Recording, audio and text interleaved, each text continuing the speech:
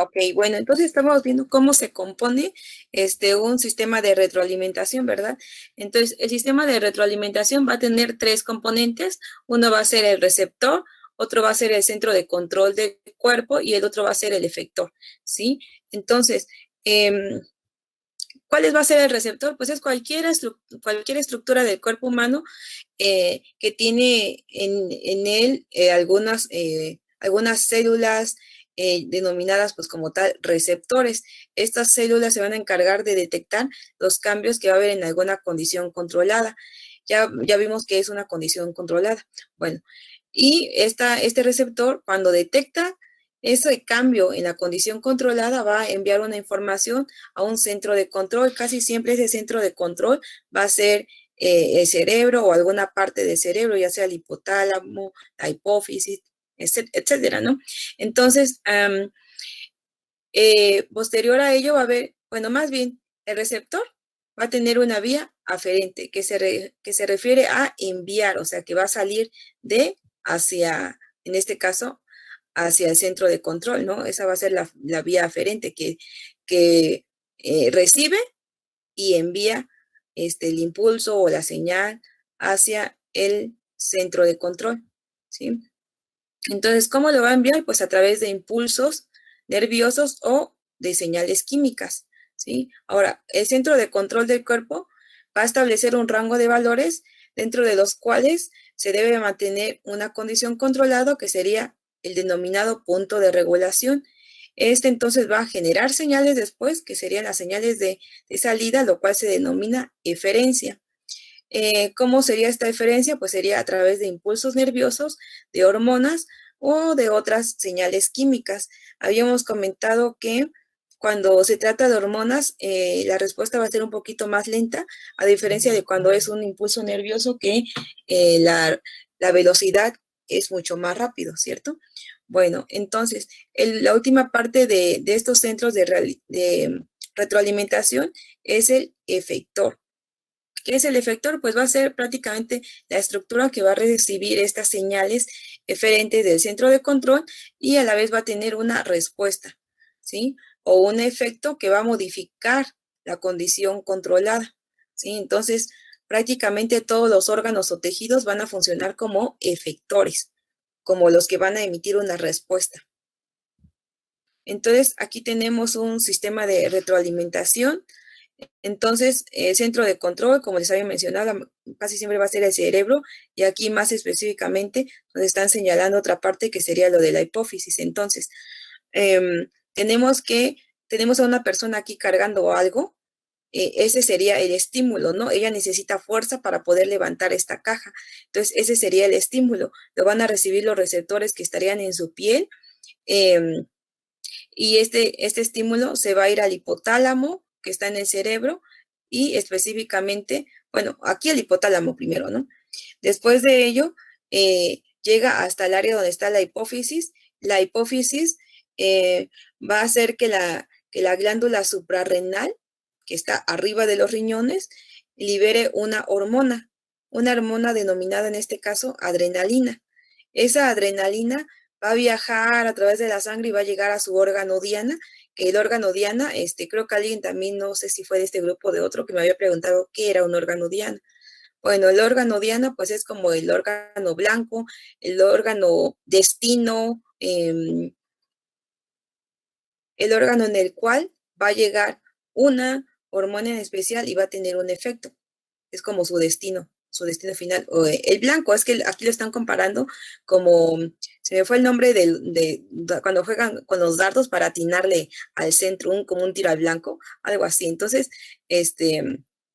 a eso se refiere un órgano blanco que va a ser como el punto final donde tiene que llegar esto a hacer su trabajo, ¿no? Entonces, la adrenalina va a llegar a este órgano o célula diana, que en este caso sería el músculo, y entonces va a haber la respuesta. Va a haber en este caso podría ser una contracción, y entonces la persona ya puede levantar esa caja, ¿sí?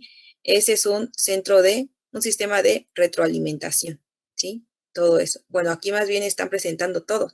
Quien recibe, o sea, el receptor, que en este caso sería más o menos la piel, luego el centro, y luego tenemos aquí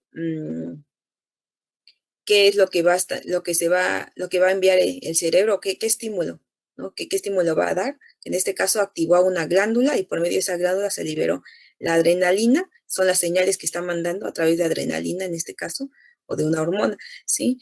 Y el efector, ¿cuál es el efector? El músculo en este caso. Y acá, este ejemplo que pusimos es un sistema de retroalimentación negativa.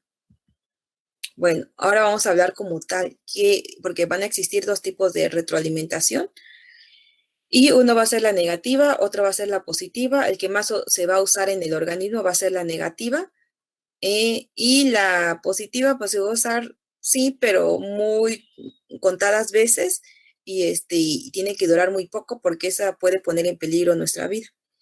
Bueno, entonces, ¿qué hace un sistema de retroalimentación negativa? Bueno, va a revertir un cambio de una condición controlada. Va a ponerlo, pues va a ir en su contra, ¿no? Por así decirlo. Entonces, aquí tenemos el ejemplo de la presión arterial. ¿Qué es la presión arterial? La presión arterial es la fuerza que va a ejercer la sangre contra las paredes de los vasos sanguíneos, ¿sí? Entonces, lo normal que pasa o que sucede en nuestro organismo es que cuando el corazón late más rápido o más fuerte, la presión arterial va a aumentar, ¿sí? Entonces, el corazón está latiendo más rápido, o sea, la frecuencia cardíaca que es precisamente eso, el latido del corazón, este, cuando cuando el corazón entonces late más rápido, también la presión como efecto secundario va a aumentar. Eso es lo normal que suele suceder. Entonces vamos a ver aquí cómo sería la retroalimentación negativa. Entonces tenemos que llega un estímulo externo o interno en los vasoreceptores que estarían localizados en las paredes de algunos vasos sanguíneos, y así se denominan vasoreceptores, van a detectar eh, que la presión es más alta de lo usual. Por ejemplo, ¿qué estímulo se nos podría ocurrir aquí? Podríamos pensar que la persona vino corriendo, que se cansó porque estaba corriendo, ¿no? Entonces, el estímulo es eso, que está como su corazón se empezó a acelerar, la frecuencia cardíaca se empezó, perdón, la tensión arterial se elevó, pero por ese momento de adrenalina que estaba viviendo. O por ejemplo, algo más sencillo, quizás, cuando ustedes se suben a un juego mecánico de esos que luego los pone de cabeza y eso, bueno, vamos a poner que entonces ese fue el estímulo externo, ¿no? En este caso externo. Entonces, los vasoreceptores están detectando que hay una presión más alta de lo usual. ¿Qué es lo que van a hacer? Van a enviar entonces impulsos nerviosos, las llamadas aferencias, esos impulsos que están mandando o sea, desde los receptores hacia el centro, se denominarían aferencias. Busquen el significado de esta palabra aferencia y de hecho creo que viene entre sus prefijos también. Bueno, entonces lo van a mandar en este caso al encéfalo y el encéfalo pues va a ser el centro de control. Ahora, el centro de control va a interpretar esos impulsos y va a responder también enviando nuevos impulsos nerviosos que ahora serían eferencias. Y bueno, esto lo va a mandar al corazón y a los vasos sanguíneos, que en este caso serían los efectores. El corazón y los vasos sanguíneos serían los efectores, los que van a hacer el efecto, pues, los que van a tener el resultado, los que van a modificar, por así decirlo. Bueno, ¿y qué es lo que van a hacer entonces? Bueno, entonces la frecuencia cardíaca va a disminuir y los vasos sanguíneos se van a dilatar.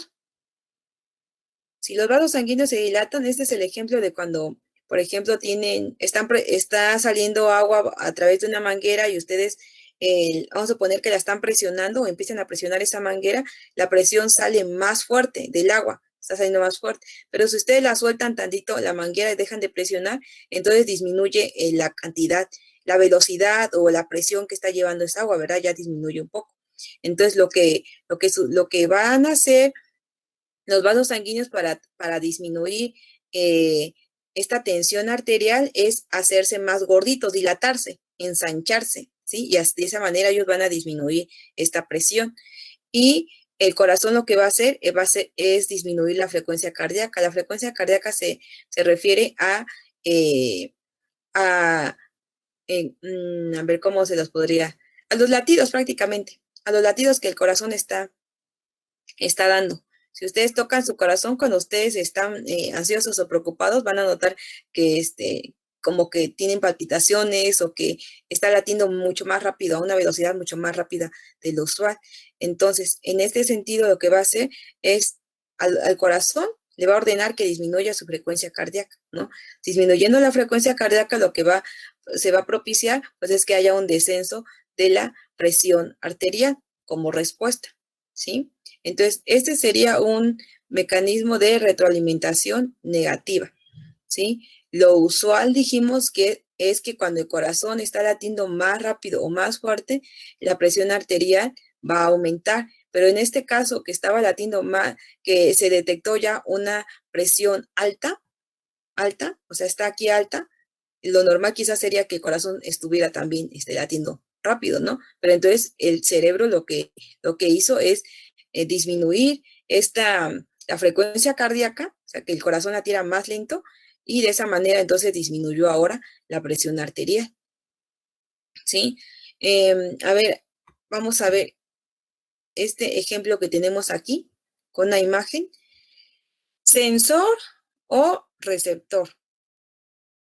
Bueno, aquí lo están poniendo como sensor, ¿no? Entonces yo estoy diciendo que receptor o sensor, de todas maneras se entienden lo de la misma manera. Está un centro integrador, aquí lo están denominando así, o el centro de control, que nosotros lo mencionamos, y el efector. ¿Ok? Entonces, aquí tenemos, o sea, ahorita, por ejemplo, ustedes que se acaban de levantar, o sea, estaban acostaditos, se levantan, este va a ser el estímulo, porque al levantarse de estar acostado, la presión arterial va a disminuir automáticamente. Va a disminuir la presión arterial y eso va a ser el estímulo. Entonces, los receptores de la presión arterial, como ya lo habíamos mencionado, ¿cuáles van a ser sus receptores? En la piel tenemos, bueno, más bien en los vasos sanguíneos tenemos a los vasoreceptores, ¿no? Entonces, van a enviar sus señales a través de fibras nerviosas sensoriales hasta el bulbo raquídeo del cerebro, y el cerebro va a va a ordenar al corazón que aumente, en este caso ahora, la frecuencia cardíaca. El, el ejemplo que estamos viendo acá era la presión alta, ¿verdad? Aquí estamos viendo la presión baja, ¿sí? Entonces, aquí que vemos que la presión arterial disminuyó, entonces lo que va a hacer el cerebro es ordenarle ahora al corazón que aumente la frecuencia cardíaca, porque si aumenta la frecuencia cardíaca, va a aumentar la presión arterial, ¿verdad? Y una vez que aumentó la presión arterial, pues ya no puede, ya no hay un estímulo para decir que, o para, ¿cómo se llama? Para propiciar otra vez esto, de la presión arterial disminuida, y que otra vez los receptores de la presión muestren una respuesta. Ya no, porque ahora el aumento de la presión arterial, bueno, o sea, ya se provocó la respuesta que queríamos, que era un aumento de la presión arterial. Sin embargo, también tiene un tope.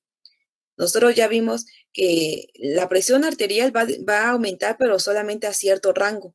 Si este rango se empezara a pasar, otra vez se vuelve a activar el mecanismo de detectar presión alta, y entonces otra vez los vasoreceptores empiezan a enviar señales de que la presión está muy alta, hay que disminuirla. Entonces el corazón pues empezaría a disminuir su frecuencia cardíaca para que entonces la presión arterial también empezara a disminuir, ¿sí?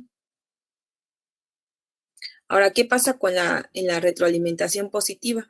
Bueno, mientras uno está inhibiendo o revirtiendo el efecto de la condición controlada, o sea, va en contra de, aquí en la retroalimentación positiva, esto se va a tender a intensificar. Esto como lo va a propiciar, o sea, si aumentó algo, va a ayudar a que aumente todavía más, ¿no? Entonces, tiende a intensificar o reforzar un cambio de una condición controlada del cuerpo. Y ya les había comentado, estas reacciones son poco frecuentes. Entonces, el centro de control va a enviar órdenes al efector, y el efector va a provocar una respuesta fisiológica que se va a sumar o va a reforzar aún más el cambio inicial de la condición. Entonces, la acción del sistema de retroalimentación positiva va a seguir continuando hasta que sea interrumpida por algún mecanismo fuera del sistema. Y aquí como ejemplo tenemos las contracciones que se dan durante el trabajo de parto. Entonces, las contracciones van a ser el estímulo. Entonces, estas contracciones lo que van a hacer es empujar al bebé hacia la parte inferior, o sea, hacia la parte inferior del útero, como estamos viendo acá. ese es el útero, y entonces lo están empujando. Cada vez que este útero se contrae, empuja al bebé para que empiece a bajar por acá, ¿no? Pero a su vez, las células nerviosas sensibles a la distensión, que en este caso serían los receptores, que estarían ubicados, pues sería en el cuello uterino, van a registrar ese grado de dilatación, ¿sí? En este caso, la dilatación sería la condición controlada, ¿sí? Porque también el cerebro ya sabe hasta cuánto es lo normal o ya tiene medido, ¿sí? Ya tiene medido cuánto se puede dilatar o cuánto debe dilatarse, cuál es lo normal, ¿no? Entonces, las células nerviosas aquí ya están registrando que está habiendo un grado de dilatación. Después de eso, o sea, si continúa la dilatación, se siguen enviando más impulsos otra vez al cerebro de que esto se está dilatando, ¿sí? Entonces, acuérdense, cuando se envían los impulsos al centro regulador van a hacer aferencias y entonces ese centro de control, en este caso, pues el cerebro también les digo, va a liberar una hormona denominada oxitocina. En este caso sería la eferencia que va a estar dando, ¿sí? El efecto, ¿no? Va a mandar sus señales acá y entonces la oxitocina lo que hace es aumentar la contracción, o sea, no va a inhibirla, o sea, no va a impedirla, no va a decir, no, ya no te contraiga, ya, sí, nada más. Al contrario, mandó a su oxitocina y esa oxitocina va a hacer que esto se abra todavía más, aumenta la fuerza de la contracción, hace que esto empuje con más fuerza todavía a la fuerza que ya estaba ejerciendo aquí, ¿no? Entonces aumenta eso y entonces el efector en este caso van a ser las paredes del útero. La oxitocina va a estimular a esto para que se hagan contracciones más fuertes todavía. Entonces, quien va a ser el efector o quien va a llevar a cabo esta función del efecto va a ser el útero, ¿no? Las paredes del útero. Después de eso, estas contracciones van a impulsar todavía que el feto vaya descendiendo aún más, ¿sí? Lo que va a propiciar que este cuello uterino se vaya abriendo todavía más, y si se sigue abriendo más, va a volver a pasar lo mismo, vuelve a mandar este, eh, estas aferencias al centro regulador y entonces otra vez va a seguir liberando más hormona, va a ordenar que se libere más hormona, más oxitocina y va a provocar que las contracciones sean todavía más fuertes. Bueno, al final esto se va a interrumpir solamente con el nacimiento del bebé. Una vez que ya nazca el bebé, esto ya tiene que cesar.